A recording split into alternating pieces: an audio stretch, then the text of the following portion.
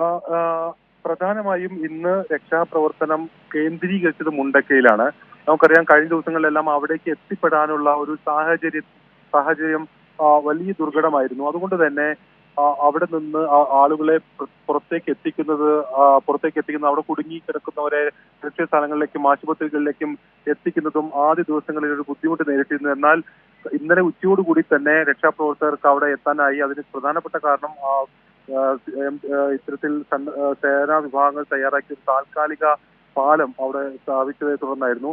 തുടർന്ന് ഒട്ടേറെ പേരെ അവിടുന്ന് ഇവിടേക്ക് എത്തിക്കാൻ സാധിച്ചു. അതോടൊപ്പം തന്നെ മിലിറ്ററിയുടെ എയർഫോഴ്സിന്റെ ഹെലികോപ്റ്റർ കോയമ്പത്തൂരിൽ നിന്ന് എത്തി. അവരും അവിടെ ഒരു ഇത്തരത്തിൽ ലാൻഡ് ചെയ്യാൻ ദുർഘടമായ ഒരു മേഖലയിൽ ലാൻഡ് ചെയ്ത് പരിക്കേറ്റവരെ പെട്ടെന്ന് ആശുപത്രിയിലേക്ക് എത്തിച്ചു. അത്തരത്തിൽ പ്രാഥമികമായ രക്ഷാപ്രവർത്തനം അവിടെ ആരംഭിച്ചിരുന്നു. അത്രയും ദുർഘടമായ ഒരു സാഹചര്യം ഉള്ളപ്പോഴും ഇന്ന് രാവിലെ പ്രധാനമായും ശ്രദ്ധ കേന്ദ്രീകരിച്ച് ആ മേഖലയിൽ നിന്ന് പരമാവധി ആളുകളെ സുരക്ഷിത സ്ഥലങ്ങളിലേക്ക് എത്തിക്കുക എന്നുള്ളതായിരുന്നു. സൈന്യവും NDRF എല്ലാം ആദ്യം തന്നെ അവിടേക്ക് പുറപ്പെട്ടു. അത് ഈ മുണ്ടക്കൈ, അട്ടമല തുടങ്ങിയ ഈ മുകൾ ഭാഗത്ത് വലിയ ഉരുൾപൊട്ടലിന്റെ ആഘാതത്തിൽ ആ ഗ്രാമപ്രദേശങ്ങളും ടൗൺ എല്ലാം ഒലിച്ചുപോയൊരു സാഹചര്യമാണ് ഉണ്ടായത്. അതുകൊണ്ട് തന്നെ അവിടെ കാഷ്വാലിറ്റി വളരെയധികം കൂടുതലായിരുന്നു. രാവിലെ മുതൽ അവിടെ കേന്ദ്രീകരിച്ച് കൂടുതൽ ജീവൻ രക്ഷാപ്രവർത്തകർ അവിടേക്ക് എത്തിയാണ് ഈ രക്ഷാപ്രവർത്തനങ്ങൾ നടത്തിയത്. നിരവധിയായ ആളുകളെ അവിടെ ആ ഘട്ടത്തിൽ രക്ഷിക്കാൻ സാധിച്ചു. നമുക്ക് ഇന്നിപ്പോ നൂറുകണക്കിന് ആളുകളെ മുണ്ടക്കൈ, മേലെ മുണ്ടക്കൈ, അട്ടമല ഭാഗത്ത് നിന്ന് ചൂരൽമലയിൽ എത്തിക്കാൻ കഴിഞ്ഞിട്ടുണ്ടോ അനൂപ്? തീർച്ചയായും ആ മേഖലയിൽ നിന്ന് ഏതാണ്ട് പരിപൂർണമായി തന്നെ ആളുകളെ സുരക്ഷിത സ്ഥാനങ്ങളിലേക്ക് എത്തിക്കാൻ സാധിച്ചു. അവിടെ നിന്ന് വന്ന ആളുകൾ ആ സമയത്ത് സംസാരിക്കുമ്പോൾ അവരുടെയൊക്കെ ഭാഗത്ത് നിന്ന് എല്ലാവരും എത്തിയിട്ടുണ്ട്, എല്ലാവരും ഇങ്ങെത്തി എന്നൊക്കെ പറയുന്നതൊക്കെ നമ്മൾ കേൾക്കുകയും ചെയ്തു.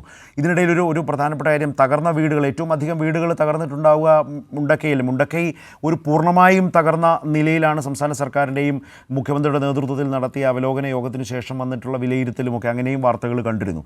അപ്പോൾ ആ ഭാഗത്ത് ഈ തകർന്ന വീടുകൾ അത് പൂർണ്ണമായി തിരയാനും ആ കോൺക്രീറ്റ് പാളികൾ മാറ്റാനും ഇപ്പോൾ വലിയ തടസ്സങ്ങളില്ലേ? കാരണം ഈ പാലമില്ലാത്തത് കൊണ്ട് തന്നെ മണ്ണുമാന്തി യന്ത്രങ്ങളോ മറ്റും ഒന്നും അവിടേക്ക് അങ്ങനെ കൊണ്ടുപോകാൻ കഴിയാത്തൊരവസ്ഥ ഇപ്പോഴും ഉണ്ടല്ലോ, അല്ലേ?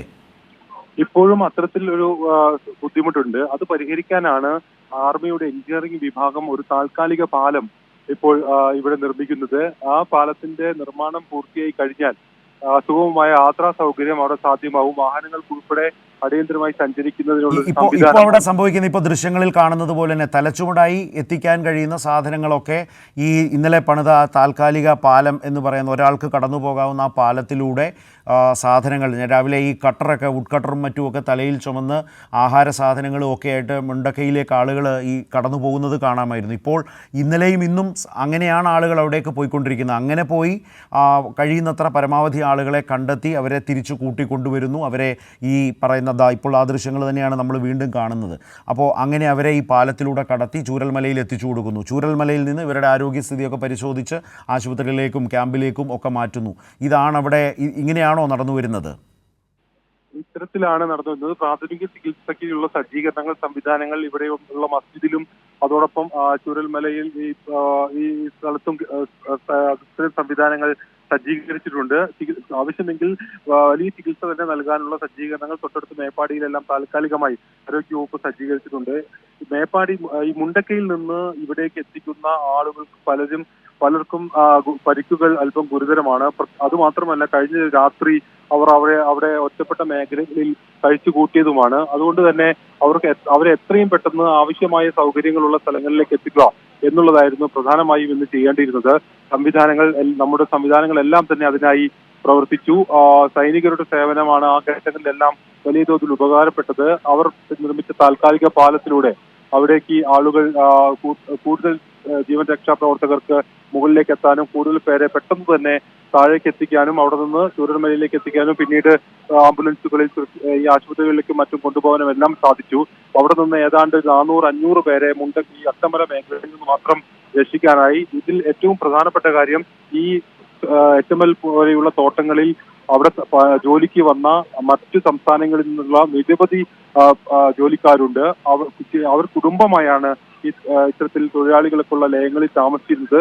ചെറിയ കുട്ടികൾ ഉൾപ്പെടെ അവരെല്ലാം വളരെ ഭയത്തോടു കൂടിയാണ് കഴിഞ്ഞ ദിവസം അവിടെ കഴിച്ചുകൂട്ടിയത്.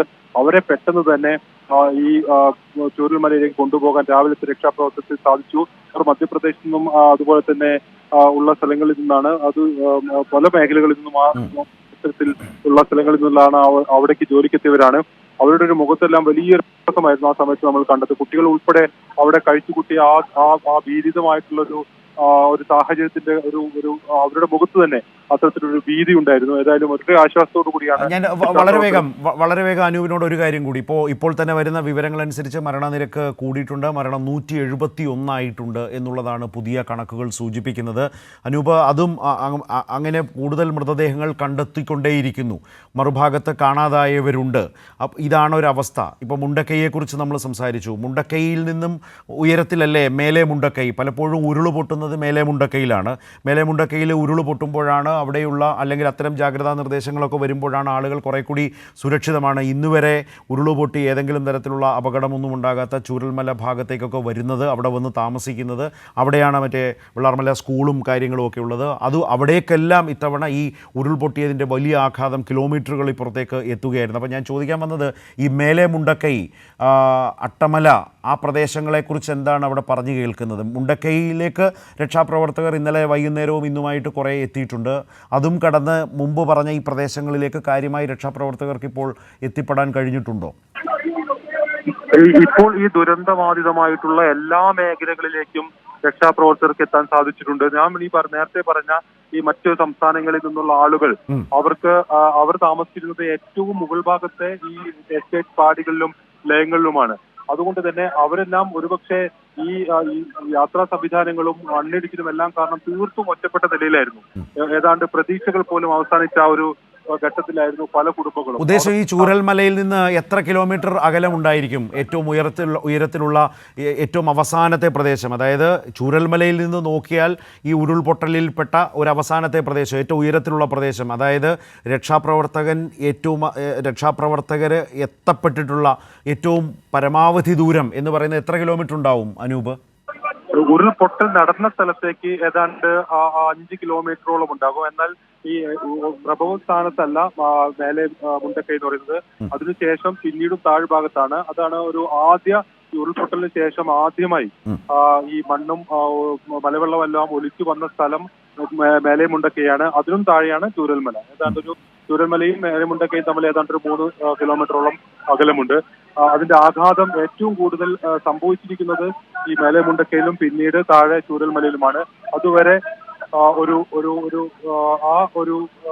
വഴി നമ്മൾ പരിശോധിക്കുകയാണെങ്കിൽ മലവെള്ളവും ഉരുൾപൊട്ടലിനെ തുടർന്നുണ്ടായ കനത്ത ഈ മലവെള്ളപ്പാച്ചിൽ നേരെ വന്ന് പതിച്ചത് ഈ ചൂരൽമലയിലെ സ്കൂളിനോട് ചേർന്നിട്ടുള്ള പ്രദേശമാണ്.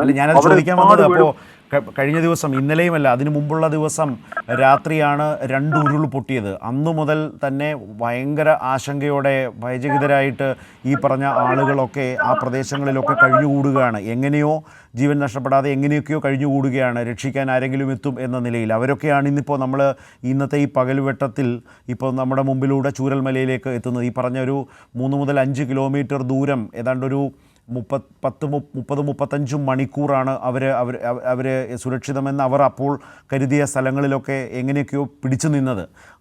അവരാണ് ഇത്രയും കിലോമീറ്ററുകൾ സഞ്ചരിച്ച് ഇന്നിപ്പോൾ ചൂരൽമലയിൽ നിങ്ങളുടെയൊക്കെ മുമ്പിലൂടെ വീണ്ടും ഈ ക്യാമ്പിലേക്കും ആശുപത്രിയിലേക്കുമൊക്കെ എത്തിക്കൊണ്ടിരിക്കുന്നത്. ഞാൻ അതുകൊണ്ടാണ് ആ ദൂരത്തെക്കുറിച്ച് ചോദിച്ചത് അനൂപ്. അതുപോലെ തന്നെ ഹെലികോപ്റ്റർ കാണാൻ കഴിയുന്നുണ്ട്. ഹെലികോപ്റ്റർ എയർലിഫ്റ്റിംഗ് സാധ്യമാവുന്നുണ്ടോ? അങ്ങനത്തെ പ്രക്രിയ വല്ലതും നടക്കുന്നുണ്ടോ ഇപ്പോൾ? എയർലിഫ്റ്റിംഗിന്റെ സാധ്യതയ്ക്ക് ഈ പ്രതികൂലമായ ഒരു സാഹചര്യം തന്നെയാണ് തടസ്സം. 2 തവണ ഹെലികോപ്റ്റർ ഈ സ്ഥലത്തേക്ക് എയർലിഫ്റ്റിംഗിന് വേണ്ടി എത്തിയെങ്കിലും ലാൻഡ് ചെയ്യാൻ പറ്റാതെ മടങ്ങുകയായിരുന്നു. അതിന് അനുയോജ്യമായിട്ടുള്ള ഒരു സാഹചര്യം അവർ വീണ്ടും പരിശോധിച്ചുകൊണ്ടിരിക്കുകയാണ്. എയർലിഫ്റ്റിംഗ് ഉൾപ്പെടെയുള്ള സാധ്യതകൾ ഏതായാലും പരമാവധി ആളുകളെ മാറ്റാനുള്ള ശ്രമങ്ങളിൽ ഇനിയും തുടർന്നേക്കും. അത് ഏറ്റവും പ്രധാനമായി ഇപ്പോൾ ആർമി ചെയ്യുന്നത് ഒരു പാലം കൃത്യമായി നിർമ്മിക്കുക എന്നുള്ളതാണ്.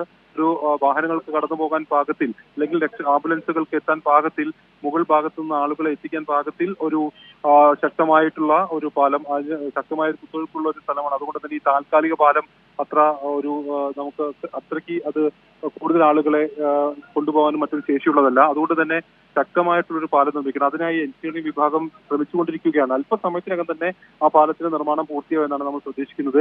അങ്ങനെയെങ്കിൽ ഈ രക്ഷാപ്രവർത്തനം കൂടുതൽ സുഗമമാവും. അതോടൊപ്പം തന്നെ ഈ പ്രദേശത്തേക്ക് ഉള്ള റോഡുകളെല്ലാം തകർന്നു കിടക്കുന്ന ഒരു സാഹചര്യമുണ്ട്. അതുമായി ബന്ധപ്പെട്ടുള്ള നടപടി യാത്രാ സൗകര്യം, അതിലൂടെ യാത്ര സൗകര്യം കൂടുതൽ മെച്ചപ്പെടുത്താനുള്ള സജ്ജീകരണങ്ങൾ ചെയ്യേണ്ടതുണ്ട്. ഏതായാലും അത്തരം കാര്യങ്ങളെല്ലാം ഇവിടെ നടക്കുകയാണ്.